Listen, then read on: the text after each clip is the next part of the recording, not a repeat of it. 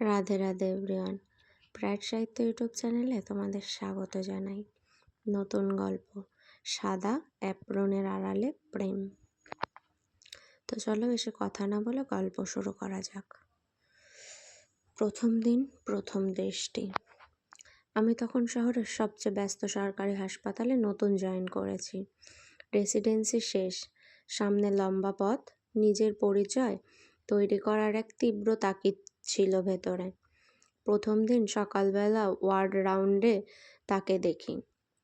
Doctor Aishwarya রায়, senior consultant, সাদা কোটে নিখুঁত, গলায় স্টেথোস্কোপ, চুল খোপা করা। তার কথা বলার ভঙ্গি এমন আত্মবিশ্বাস ছিল যে পুরো টিম নিঃশব্দ হয়ে শুনত। তিনি আমার দিকে তাকিয়ে বলেছিলেন, নতুন?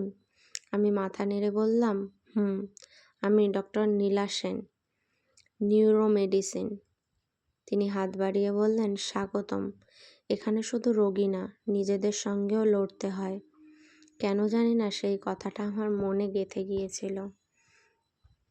হাসপাতালের রাতগুলো অন্যরকম। নীরব করিডর, মনিটরের বিপ বিপ শব্দ, ক্লান্ত চোখ। একটানা 12 ঘন্টা শিফটের পর আমি প্রায় ভেঙে পড়েছিলাম। কফি রুমে বসেছিলাম চুপ করে। হঠাৎ দরজা খুলে তিনি ঢুকলেন।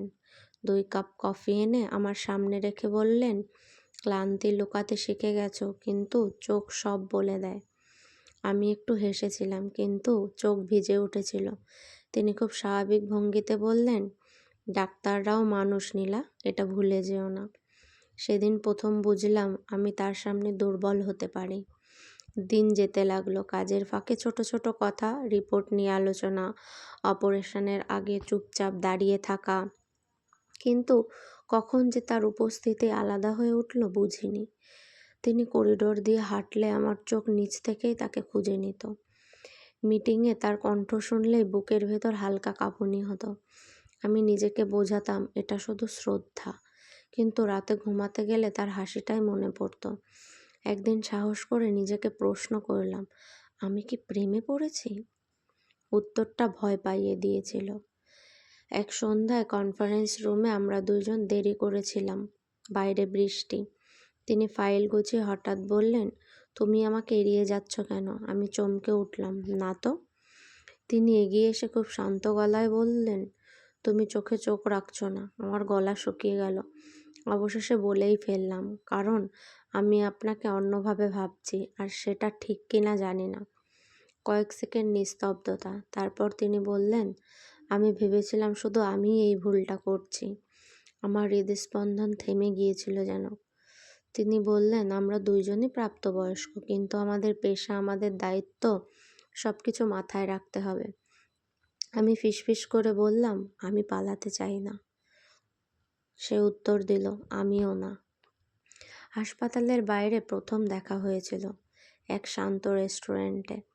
সেদিন আমরা ডাক্তার ছিলাম না, ছিলাম শুধু 2 নারী, নিজেদের সত্যি নিয়ে বসে। ও বলল, ভালোবাসা মানে শুধু আবেগ না, মানে সাহসও। আমি হাত ধরলাম। আমি প্রস্তুত। সেই মুহূর্তে বুঝলাম আমার ভয়গুলো ধীরে ধীরে গলে যাচ্ছে। কিছু সহকর্মীর চোখে প্রশ্ন ছিল, কিছু কানাঘুষোও শুরু হয়েছিল, কিন্তু আমরা কাজ দিয়ে উত্তর দিতাম। অপারেশন থিয়েটারে আমরা নিখুঁত, রোগীদের সামনে পেশাদার। একদিন ও বলল, জানো, আমি অনেক দিন নিজের অনুভূতি লুকিয়ে রেখেছিলাম। আমি জিজ্ঞেস করলাম, এখন? ও হেসে বলল, এখন আর লুকাতে চাই না। আমি বুঝলাম আমাদের সম্পর্কটা শুধু ভালোবাসার না, এটা মুক্তি। এক রাতে হাসপাতালের ছাদে দাঁড়িয়েছিলাম, শহরের আলো নিচে ঝলমল করছে। ও আমার পাশে এসে দাঁড়ালো। ভবিষ্যৎ নিয়ে ভয় পাচ্ছ? আমি একটু ভেবে বললাম, না, কারণ তুমি পাশে আছো। ও খুব আস্ত করে আমার কাঁধে মাথা রাখলো। তাহলে প্রতিশ্রুতি দাও, আমরা যাই হোক সত্যিটা ছাড়ব না। আমি ওর হাত শক্ত করে ধরলাম, বললাম, প্রতিশ্রুতি। আমাদের গল্পটা সহজ না, কিন্তু প্রতিটা ডিউটি শেষে যখন আমরা একসাথে হাঁটি, মনে হয় স্টেথোস্কোপের ওপারে যেন হৃদয়ের শব্দ শুনি। তার ভেতরে শুধু রোগীর স্পন্দন না, আমাদের ভালোবাসারও প্রতিধ্বনি আছে। আমি জানতাম এক সময় না এক সময় বাড়িতে জানাতেই হবে। আমার মা প্রায়ই বলতো, তোর বয়স হয়ে যাচ্ছে তো, কিছু ভাবছিস বিয়ে নিয়ে? প্রতিবারই এড়িয়ে যেতাম। কিন্তু ঐশ্বর্যা বলেছিল, আমরা যদি নিজেরাই নিজেদের লুকিয়ে রাখি তাহলে তো কেউ আমাদের জায়গা দেবে না। এক রবিবার সাহস করে মাকে বললাম, গলা কাঁপছিল, মা আমি একজনকে ভালোবাসি। মা হেসে বলল, তাই নাকি? কে? ছেলে? আমি থেমে বললাম, ছেলে না, একজন মেয়ে, আমার সহকর্মী। ঘরের বাতাস যেন থমকে গিয়েছিল। মা প্রথমে চুপ, তারপর অবিশ্বাস, ভয়, প্রশ্ন, এটা কি সাময়িক? সমাজ কি বলবে? আমি শান্ত গলায় বলেছিলাম, এটা সাময়িক না, এটা আমি। সেদিন সহজ ছিল না, কিন্তু মিথ্যে বলার চেয়ে সত্যি বলা হালকা লাগছিল। পরিস্থিতি একটু জটিল হয়ে গেল হাসপাতালে। ঐশ্বর্যার অন্য শাখায় ট্রান্সফারের প্রস্তাব এলো, অন্য শহরে। সে আমাকে বলেছিল, আমি চাই না তোমার ক্যারিয়ার ক্ষতিগ্রস্ত হোক। আমি চুপ করেছিলাম, ভেতরে ভয় কাজ করছিল, দূরত্ব কি আমাদের বদলে দেবে? শেষ রাতে হাসপাতালের ছাদে দাঁড়িয়ে সে বলল, দূরত্ব যদি ভালোবাসাকে দুর্বল করে দেয় তাহলে সেটা সত্যি ছিল না। আমি ওর হাত ধরে বললাম, আমরা ডাক্তার, জীবন মৃত্যুর লড়াই দেখি প্রতিদিন। এই লড়াইটা পারবো না, তা কি কখনো হয়? ও মৃদু হেসেছিল, চোখে জল ছিল কিন্তু দৃঢ়তা বেশি। তো কেমন লাগছে নতুন গল্প?